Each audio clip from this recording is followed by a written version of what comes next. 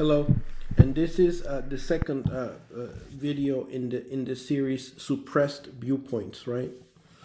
And in this video, I am going to cover Barry Swicker, and he was the man who wrote the Bible of the 9/11 Truth Movement, right? And the 9/11 Truth Movement was something that happened between circa 2005-ish to 2007-ish, maybe mid 2000s, right?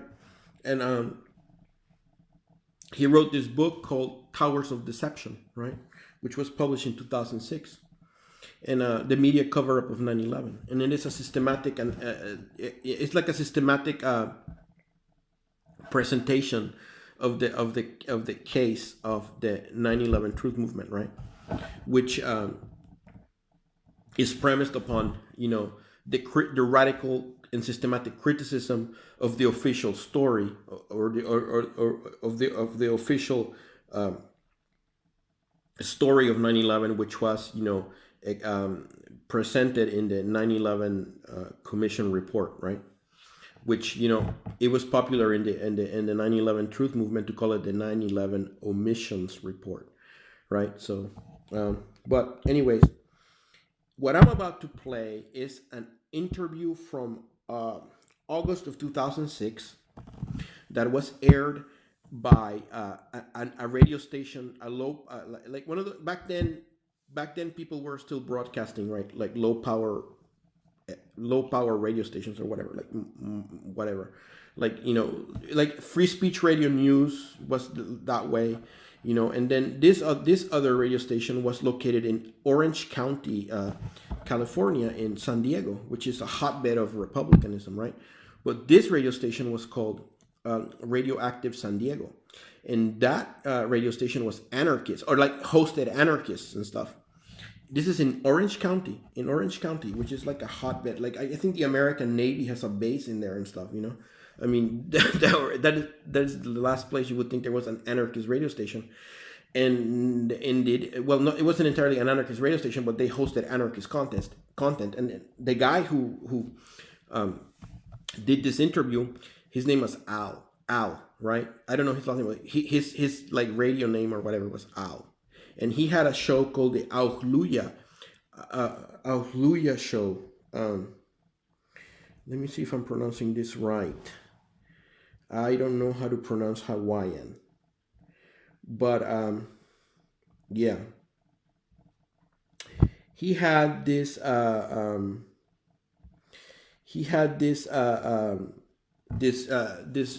podcast, regular podcast called the Auchluya show, right? And I don't know how to pronounce Hawaiian right, so I'm gonna put a link in the description to what it says. And I used to be a regular in his back then. This is before. Back then it was MySpace, right? MySpace was the main social media platform back then, right? Back then it was Yahoo Groups and MySpace, right? For social media, which is before Facebook. It was MySpace, right? Facebook took out MySpace when Facebook, became big after 2008. MySpace died, but became a ghost town. But back in 2006, it was MySpace, and I used to be a regular in his channel, in his page or whatever, his deck. And there I used to get information as to, because he used to post their information about his latest podcasts, right? And they would be published on Indie Media, I think so. And I'm sure that Al would love for me. Al would agree with what I'm doing now, trying to sort of like broadcast his viewpoints or whatever, or the interview that he did with Barry Swicker. And I'm sure that Barry Swicker would agree that I'm doing this, publicizing his viewpoint. So I'm pretty sure that both of them would have no problem with me publicizing this material from Indie Media. And I have a whole collection of files that I kept. Like I used to listen to his podcasts every week, right? Back in 2004, 5, and 6, pretty much. Al was like my friend or whatever. Like, and I was living in Europe at the time, right? But I was listening to Al. I was listening to Radioactive San Diego as if I, whatever. But yeah, I was living in Europe, but I was listening to Al from Indie Media or whatever. I would just download the podcast from Indie Media, put it on my MP3 player, and listen, right? So I have a whole collection of like, I still have a very small collection of podcasts that I kept from Al. And this Hallelujah show that he broadcast on Radioactive San Diego. So Radioactive San Diego no longer exists. Low power radio no longer exists. MySpace no longer exists. Yahoo Groups no longer exists. Right? Oh, the name of the show is Hallelujah. Aluhlooyah. Hallelujah. I don't know how to pronounce it. It's a Hawaiian name. Al originally came from Hawaii, and he moved to California, right? And that was his story. So he was a Hawaiian guy who moved to California in San Diego, and then joined this what is it called? Radioactive San Diego Radio Collective. And apparently he was in a band, and the music that he played in his band was like 9/11 truth music. Like it was like, I don't know if it was eclectic or whatever, rock or what have you. It was, I don't know what it was, but he the lyrics would be like 9/11 truth lyrics or whatever. So he was very much into 9/11 truth. Al, the guy that ran this podcast. And he interviewed Barry Swicker, who is the man who wrote the Bible of the 9/11 Truth Movement, which is called Towers of Deception, the media cover-up of 9/11. And I will put links in the description to where you can obtain that book. So, and I'm gonna be doing I'm gonna review two podcasts from Al. One is this with Barry Swicker. And there he did another interview with a guy named Morales that I'm gonna play too in another video, and I'm gonna go over that one because that one is very interesting too. But yeah. So because I don't know how YouTube copyright thing works here, but from what I know from the ex-Jehovah Witness activism channels, for example, Lloyd Evans, who is the man who runs the Lloyd Evans channel, when he plays Jehovah's Witness content, and he will play the video and then he will pause it and criticize it, and then play it again and pause it and criticize it, right? Because if you don't do that, then you would be violating copyright. I think you have to pause it and comment before or whatever periodically, or whatever, or otherwise it doesn't count as, it has to count to count as education or parody or whatever. You have to pause, comment, play again, pause, comment, like that. So that's what I'm gonna do here. I'm pretty sure that Radioactive San Diego, which no longer exists, Al, who probably moved on years ago from 9/11 truth activism, and Barry Swicker, they probably would be happy that I'm doing this, right? Rebroadcasting that old podcast. And the reason I'm doing this is because I want to showcase a suppressed viewpoint, which is the viewpoint of Barry Swicker, who was again, the man who wrote the Bible of the 9/11 Truth Movement. Other than and of course the main movie or whatever was Loose Change, right? And I'm gonna put a link in the description to the final cut, the Loose Change: An American Coup from 2009. I'm gonna put a link in the description. You can watch the documentary. You can watch it for free. But yeah, so it was Loose Change and Barry Swicker's, the Loose Change documentary and Barry Swicker's Towers of Deception. You read the Towers of Deception, you watch Loose Change, you get the basics for the 9/11 Truth Movement, right? So, and then you want to branch out, like Al, the guy who made this podcast. He was in a band playing 9/11 Truth rock or whatever. If you whatever, you could do that too. Back then it was weird. It was cool. It was back then I used to listen to protest music or what, anti-war protest music that people would put out for the anti-war movement, the movement against the war in Iraq. So I used to listen to that stuff. I used to listen to that music, anti-war music. There was this song that I really liked, about the planes. It was about the planes coming in with coffins, all because planes would fly in, bringing in coffins from the war or whatever, and that another song criticizing how the Bush administration lied about that Saddam Hussein had weapons of mass destruction or whatever. like he had him 15 years ago, and it was because Reagan gave him to him, so whatever. Anyways, all that was back then, that was a thing, so yeah.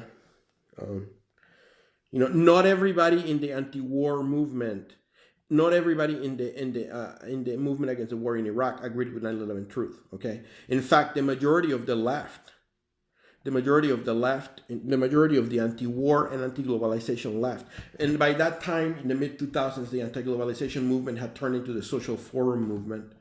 The social forum movement and the majority of people in the social forum movement and in the anti-war movement against the war in Iraq did not agree with 9/11 truth. Okay, the majority. Okay, Al is an exception in that Al was an exponent of anarchist politics, and he espoused his anarchism combined with 9/11 truth. For him, 9/11 truth contextualized his anarchism, and that's why I want to showcase Al.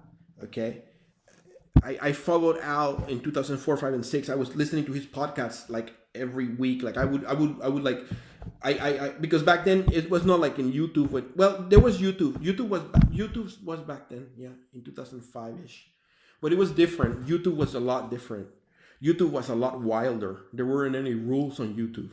You could do whatever you could do whatever you wanted on YouTube. There wasn't even much copyright enforcement. You could post whatever you wanted.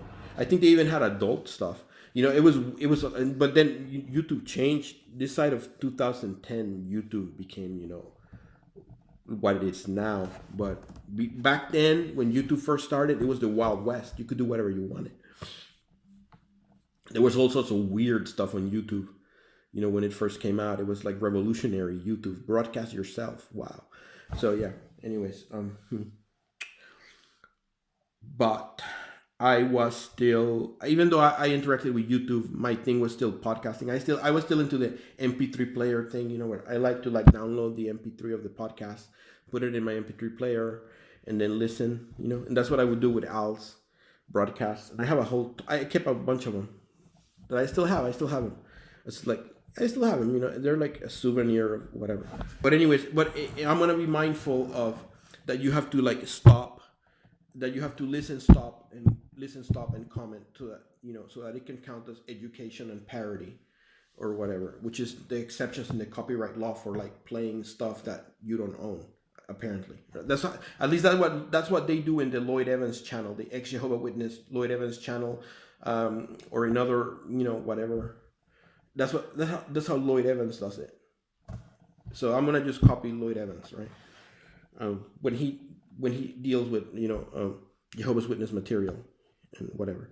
So anyways, I'm gonna just play what the whole podcast, stop and comment and what have you. So Alleluia, Zwicker, and it was published on the August 16, 2006. Okay, so let's hear it. On the line, I've got Barry Zwicker. Barry is a veteran Canadian journalist. He was the first in the world to deeply question the official story on 9/11 and on national TV, and he's also the director of the 6-day International Citizens Inquiry into 9/11 at the University of Toronto. His new book, Towers of Deception, The Media Cover-Up of 9/11, has just been released by New Society Publishers. Barry Zwicker, welcome. Oh, it's good to be here, Alan. All right, thanks. I really appreciate you sending me the book to read. It was really a great read. And I think it's a really important book, too, because it calls into question the media's role in the 9/11 cover-up and why people believe the way they do about 9/11. And I'm interested, just to start off, is what motivated you to write this book? Right. My motivation flows, to some extent, out of my life experience. I've been a journalist in journalism and communications all my life since the age of 15. Almost all that time, I've also been an activist, which is a little unusual for a journalist. Even though I was in mainstream journalism, I was part of the peace movement, anti-Vietnam War movement, and then later the environmental movement. And my employers knew that, and I managed to get away with it because my journalism was pretty careful. I'm actually a fraidy cat. I'm scared shitless that I'll make a mistake, which is which is a very good characteristic to have because it helps you to be more accurate than some other people who are arrogant and egotistical and don't check their facts. Right. So I developed the habit of checking my facts, and I became, however, as you can imagine, a critic of the media even while working in it, because I had this whole other worldview which grew out of my activism in the peace movement and the environmental movement. And finally, I had to leave mainstream journalism because it was, and became a media critic. So that was about 1970. And so it's natural that a book such as this, Towers of Deception, the media cover-up of 9/11, would come from someone so with such a long track record in criticizing the media, with a knowledge of the media from the inside and the outside. But this particular book, I saw that no one else was apparently tackling this particular intersection. And I know that so many people are so concerned about the media, and yet no one was tackling this intersection. I thought, well, it's kind of my duty, it's my enthusiasm, it's my necessity to tackle it. But when I did, I knew also that I had to deal with psychology, Right. deal with the human phenomenon of denial. I also knew I had to deal with the invisible government that controls so much, really creates this vast illusion, this synthetic environment within which we live. And also that I had to tackle the central device by which this oligarchy tricks the populace and mobilizes it to their agenda, which is, in a word, false flag operations, Right. fake events. So I had to pull all those things in, and the Okay, let's just unpack this. A bunch of stuff that Barry Swicker just said, very interesting stuff. First of all, he talks about psychology, the role of psychology. You know, the media knows how psychology works, right? When the Western media exists to shape public opinion. That's what in the West, they don't call it propaganda, right? They call it shaping public opinion, right? And they do that. They use psychology. They use psychological tactics to try to manipulate people into believing something or not. And Noam Chomsky, which Noam Chomsky was an opponent of 9/11 Truth, but he did do some good work with a book called Manufacturing Consent. But we'll come to Noam Chomsky more in this podcast. Number two, he talks about the invisible government. The invisible government, just like I'm saying, you know, the entrenched bureaucracy. You know, the entrenched bureaucracy, you know, like black ops, elements of the police, like the hidden police, right? The police that you don't see, the sort of black ops police or whatever, all sorts of stuff, that the invisible state, the invisible government, and this invisible government. This sort of like entrenched bureaucrats and black ops police, whatever, they are actors that act on the political, like on reality or whatever. They influence, events and stuff. So, so, that's a factor. The invisible government is a factor. And then, of course, what he's talking about, the whole issue of how he used to be a critic of the media, but then what happened is that when he published this book, he was blacklisted. Barry Swicker was blacklisted pretty much. He was made a pariah. He was cast away. The mainstream media cast him away. Which is total hypocrisy because, for example, you had Fox News claiming that they're fair and balanced. Well, in fact, their anchors would openly say on air, "We are biased." So like their slogan was "fair and balanced," but then their anchors would say, "Oh, we're biased," and they were proud of it, right? And then in the New York Times, the editors of the New York Times, they say, that they reserve the right to not publish, and that is a right they exercise often. And then in that New York Times, Judith Miller, she published all these articles saying that Saddam Hussein had weapons of mass destruction, and it was all lies, So yeah.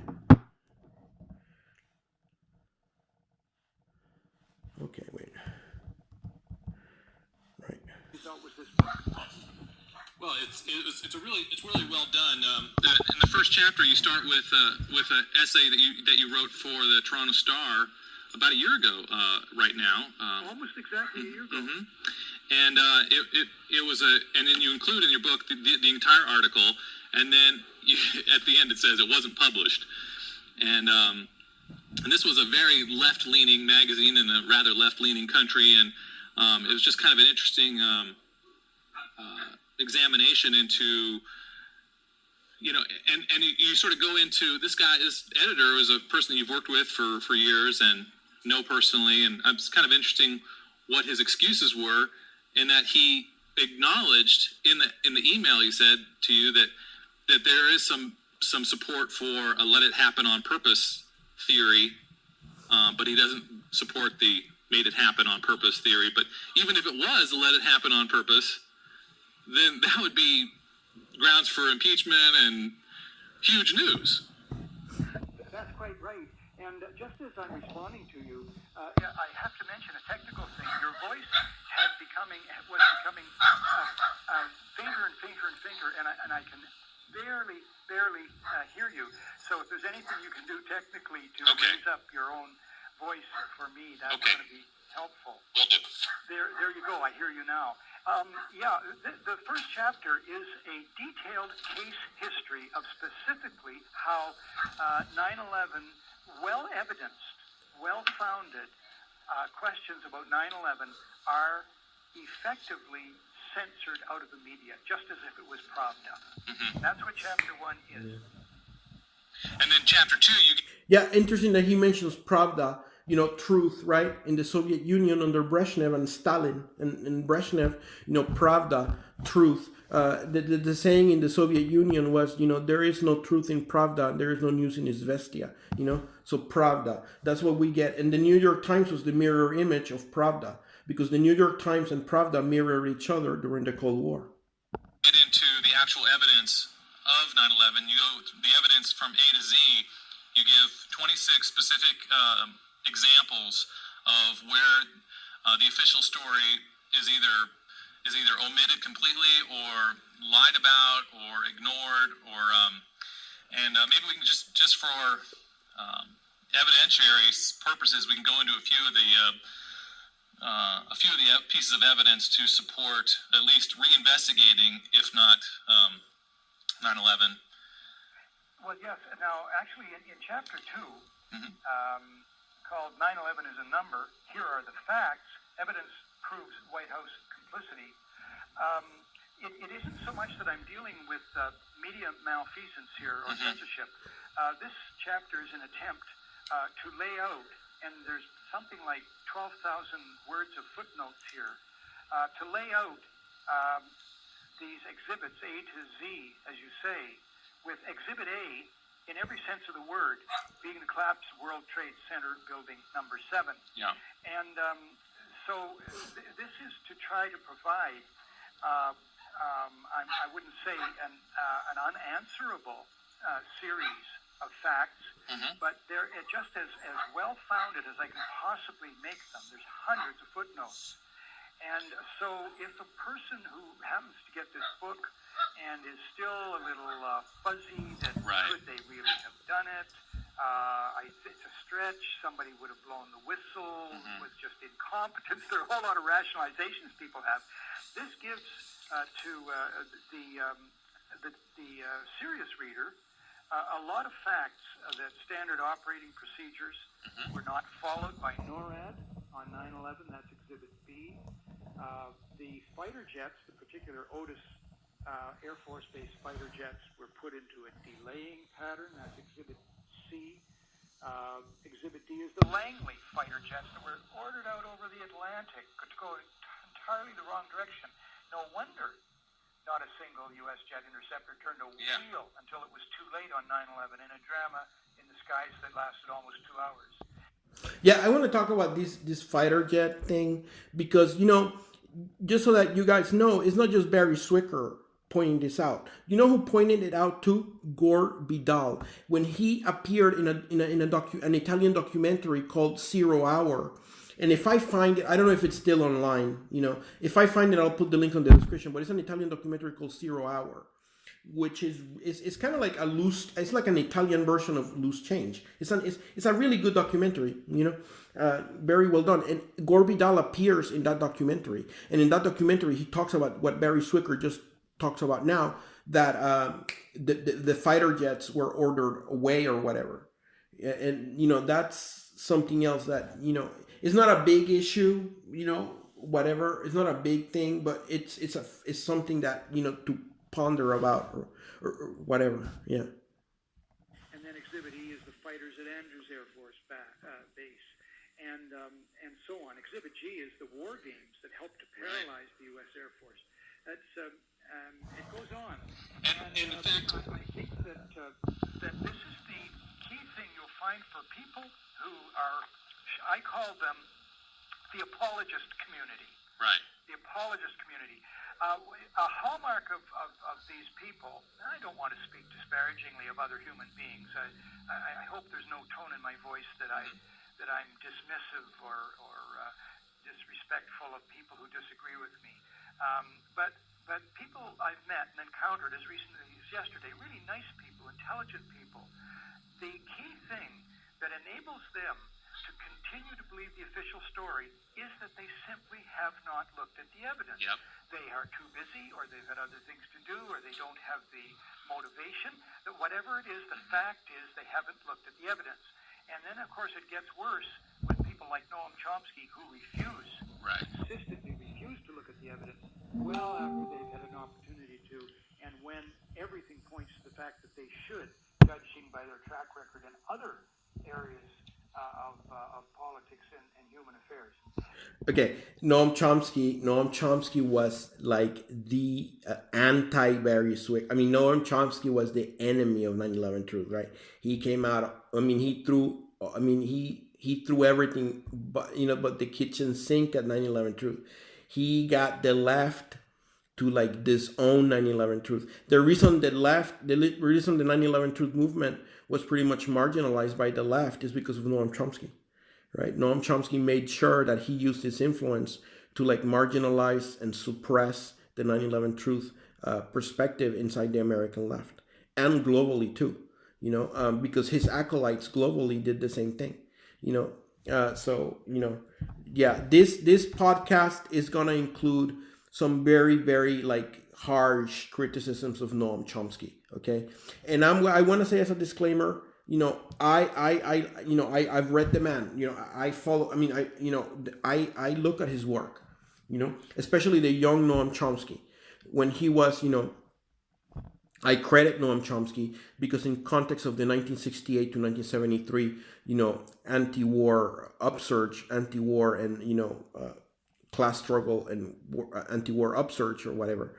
During that upsurge, in context of the anti-Vietnam War movement, Noam Chomsky articulated left communist perspectives, combined with anarcho-syndicalist ones. But Noam Chomsky single-handedly revived left communism in context of the anti-Vietnam War movement.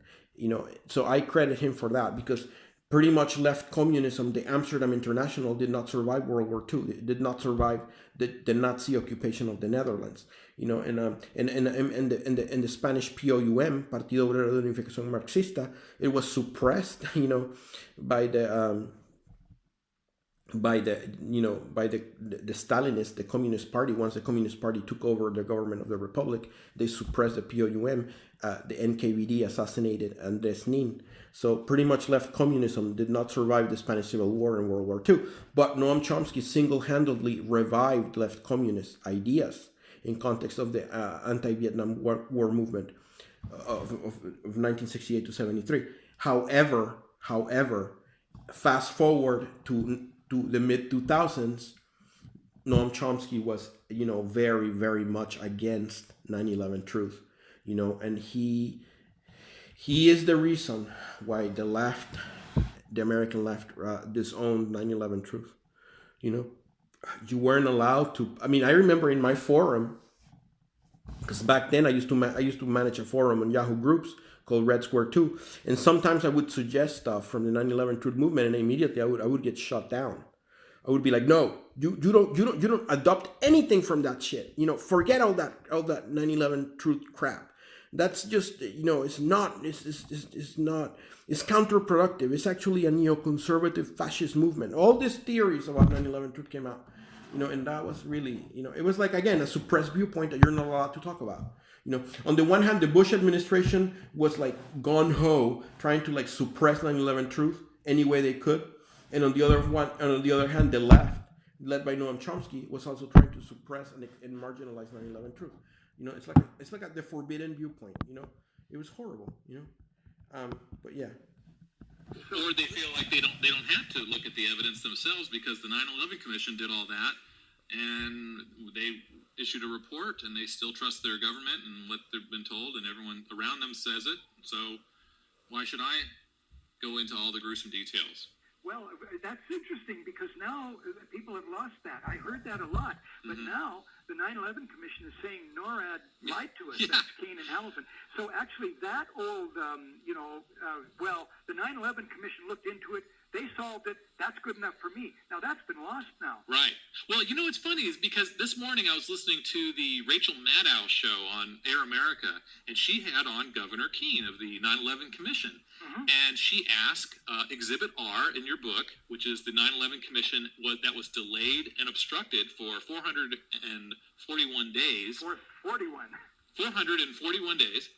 And she asked Governor Keane why. And he said that he thought it was fear of political reprisals, and it was an election year, and the Bush administration was kind of afraid of political fallout, and which I thought was a weak excuse. But what do you expect from Governor Keane? But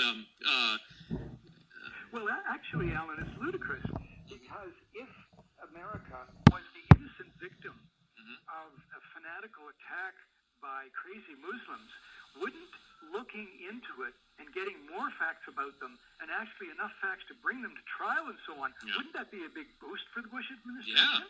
Oh, absolutely. It's not only a weak argument; it's actually contradictory. Yeah. And then also beyond examining the evidence that you have for this, then you say, well, where's the evidence that supports the official story? And because there isn't a whole lot, really, when it comes right down to it. With NATO, there was some story about in your book about NATO and how they have the information, but they're not going to get public with it, or something to that effect. Yes, well, the NATO invoked Clause 5 of its charter, which it had never invoked before. That's the clause that if one country is attacked, it shall be considered an attack on all the countries of NATO. And they did that on the basis of closed-door testimony that the American representative allegedly gave to prove that bin Laden and al-Qaeda were behind 9/11.